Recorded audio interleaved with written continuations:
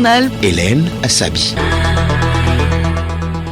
Bonjour à tous, très heureuse de vous retrouver pour le journal. Au sommaire, le chef de l'État Faure Eswozimna Gnassingbé est depuis hier à Bakou en Azerbaïdjan pour le sommet sur le climat. Une nouvelle opportunité pour la mise en œuvre de la stratégie nationale de mobilisation des investissements. Cela n'est plus à démontrer. Le port de casque protège contre les accidents de la route. Cependant, lorsqu'il est mal accroché, le casque cause parfois des accidents. Comment éviter ce désagrément? Des conseils à suivre dans un instant. Aujourd'hui mardi, nous avons rendez-vous avec l'économie. Léontine Atoguiman nous montre comment reconnaître un produit de qualité.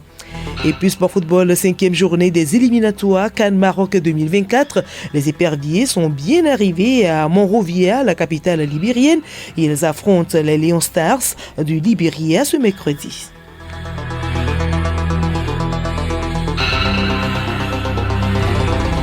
Radiolomé.tg.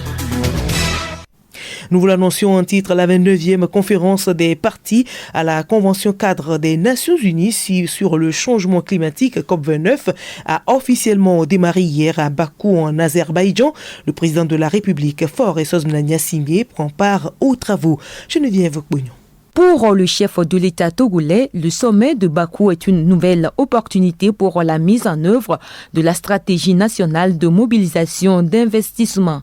Le président de la République aura donc en marche des activités officielles, des discussions avec ses pairs, des partenaires bilatéraux et multilatéraux sur l'urgence d'une action collective, les priorités portées par le pays ainsi que ses attentes. Pendant 2 semaines, délégués et officiels de 198 pays mèneront des discussions sur des questions cruciales. Les travaux axés sur la finance climatique seront l'occasion de faire le point sur les actions menées jusqu'alors et d'intensifier l'engagement. Plusieurs décisions concrètes sont d'ailleurs attendues en ce sens. La dernière participation du Togo à Dubaï a été fructueuse avec notamment 3 accords de financement conclus. Le pays, signataire de l'accord de Paris, s'est engagé pour la réduction des émissions de gaz à effet de serre à travers une politique de promotion des énergies renouvelables et de préservation de la biodiversité. Et signalons que les chefs d'État de la Chine, des États-Unis, de l'Inde et des pays européens comme l'Allemagne et la France ne seront pas présents cette année. Le gouvernement taliban d'Afghanistan est à sa première participation en tant qu'observateur.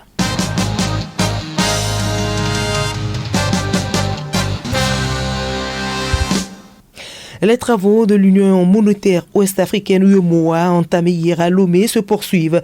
Ils concernent la revue annuelle des réformes politiques, programmes et projets communautaires au Togo. Objectif, accélérer l'application de ces réformes dans l'espace UEMOA. Hervé Segbonou à Zonkosinami.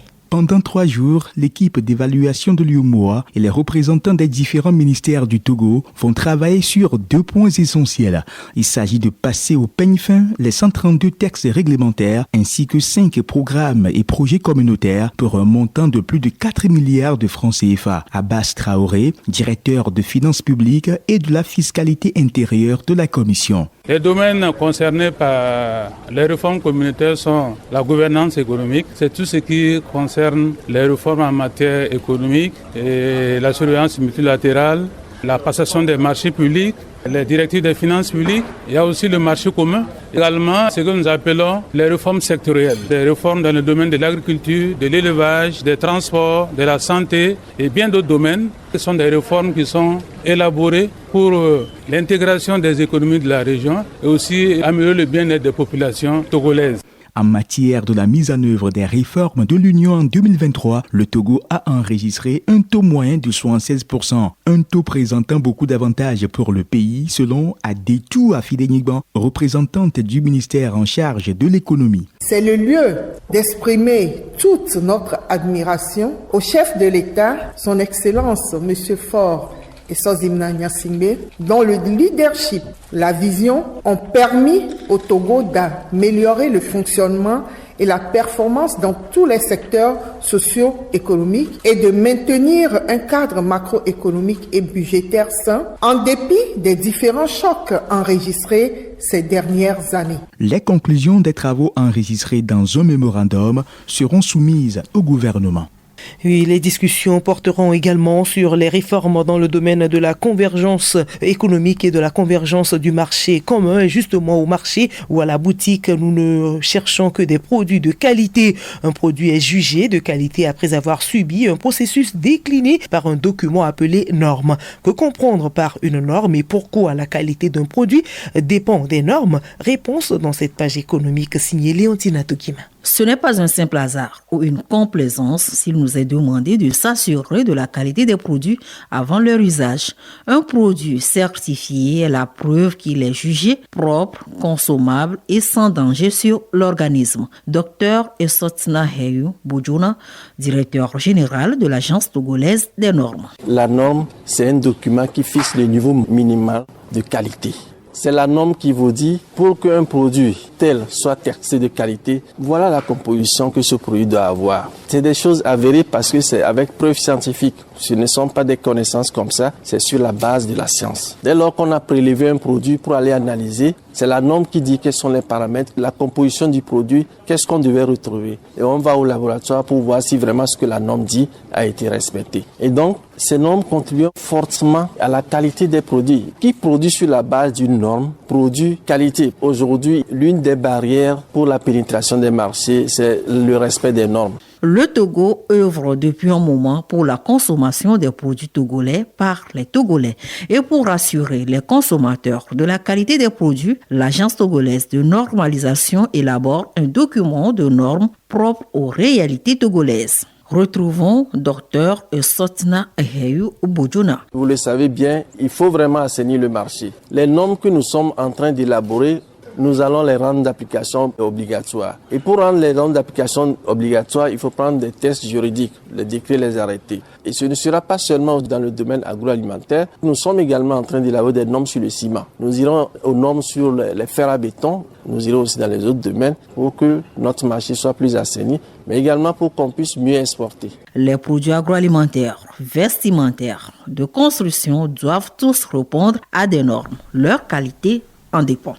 Et en allant au marché pour acheter ces produits de qualité, si vous êtes à moto, il faut porter le casque pour votre sécurité. Le casque est un dispositif de protection pour les motocyclistes. Mais force est de constater que ce dispositif censé les protéger devient parfois l'une des causes des accidents de la route. Parce que mal porté, voire même tenu ou suspendu au mauvais endroit. Comment faire alors pour éviter la chute préjudiciable des casques en pleine circulation? Des citoyens ayant assisté aux faits témoignent. Ils sont au micro de Rachel Douassime.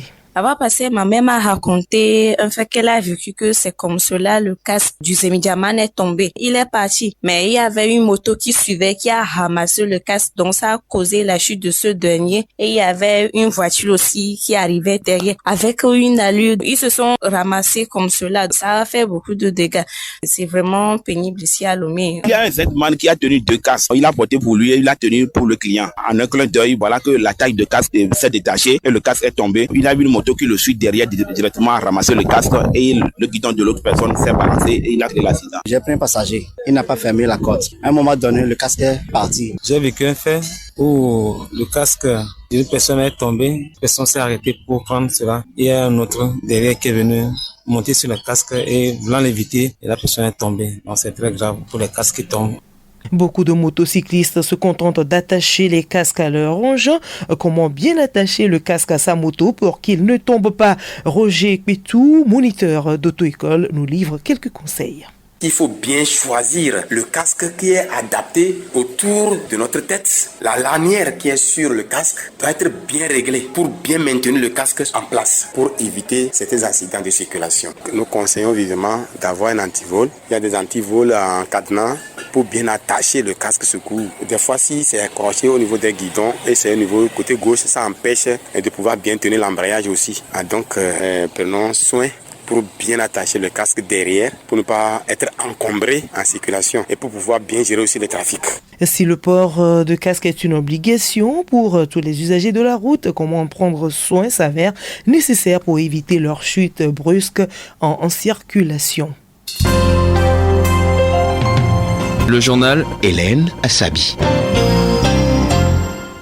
À l'étranger, la 10e session de la Commission spéciale défense et sécurité entre la République démocratique du Congo et le Congo-Brazzaville s'est ouverte hier à Kinshasa. Ces rencontres qui prennent fin demain visent à renforcer la coopération bilatérale face aux défis sécuritaires et humanitaires partagés par les deux pays. Les discussions sont menées en sous-commission avec pour objectif de consolider la confiance mutuelle et d'apporter des réponses concrètes aux préoccupations communes. Et pour la première fois depuis le début de la guerre au Soudan, il y a plus d'1 an et demi, le groupe d'experts du Conseil de sécurité des Nations Unies s'est déplacé à Port-Soudan. Une visite de 3 jours qui vise à examiner la situation sur le terrain. Le groupe d'experts a commencé son travail en rencontrant les membres de la coordination nationale soudanaise chargée de suivre l'application de la décision 1591 de l'ONU. Sport football, la rencontre entre le Libéria et le Togo comptant pour la 5e journée des éliminatoires de la CAN Maroc 2024, c'est ce mercredi. Pour l'heure, les éperviers sont bien arrivés en terre libérienne. Alou Noyoué. Les éperviers qui ont quitté Lomé pour la capitale libérienne ce lundi après-midi sont bien arrivés. Ils sont au total 21 avec Ateyou Sifou qui a rejoint le groupe à Lomé. Sont encore attendus le capitaine Dienda Konam, Kevin Denke, Thibaut Klidje et Kodjo Aziangbe. Avant de quitter Lomé, Darini Bombé et ses hommes se sont entraînés sur la pelouse synthétique de l'université de Lomé. Au sortir de la séance d'entraînement, Josué Romao s'est adressé à la presse. Il a précisé la détermination du groupe à aller chercher la qualification. Pour le prochain match, je pense que l'important c'est de gagner le match. Il faut qu'on ait la victoire et comme ça on puisse voir à la fin ce qu'on pourra faire. Je sens que le groupe il vit bien, tout le monde est plutôt heureux de venir ici. C'est de bonnes augures pour la suite. Le discours du coach c'est de se concentrer sur nous, de gagner les 2 matchs. Après on fera les comptes après. On est conscient parce que si on ne gagne pas les 2 matchs, ça serait très compliqué après. Donc, on sait que c'est très important pour le pays. Et on va tout faire, on va tout donner pour qu'on puisse se qualifier pour la CAN. Ce mardi après-midi, à 16h, les éperviers feront la reconnaissance du stade Samuel Canyon d'eau complexe de Monrovia. Pour rappel, la rencontre épervier du Togo et Léon Stars du Libéria, c'est ce mercredi à Monrovia. Et pour finir, Enoch Poyodi est le nouveau patron de la Fédération togolaise de taekwondo. Il a été élu au cours de l'Assemblée générale de la dite fédération le 27 octobre dernier. Le nouveau bureau a pris fonction vendredi dernier. C'est à la suite d'une cérémonie de passage de charge. Cette cérémonie s'est déroulée entre l'ancien président Dr Frank Ehil Cloutier et le nouveau locataire de la Fédération togolaise de taekwondo, Enoch Poyodi. Dr Frank, en transmettant le flambeau, a souhaité plein succès à son successeur. Je vous souhaite à vous et aux membres du bureau exécutif le meilleur et plein de succès. Les praticiens du taekwondo attendent beaucoup de vous et je compte sur votre charisme pour mener à bien votre mission exaltante, a déclaré l'ancien président. Le nouveau président a de son côté félicité son prédécesseur pour le travail abattu.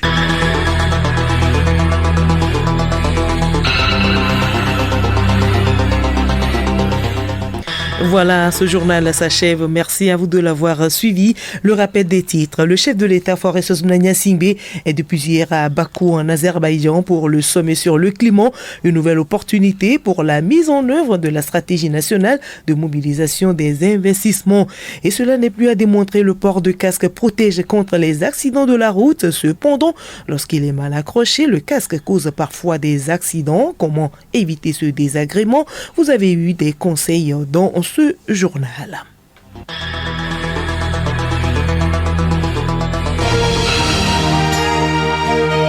Radio Lomé, boîte postale 434, email radiolomé@radiolomé.tg.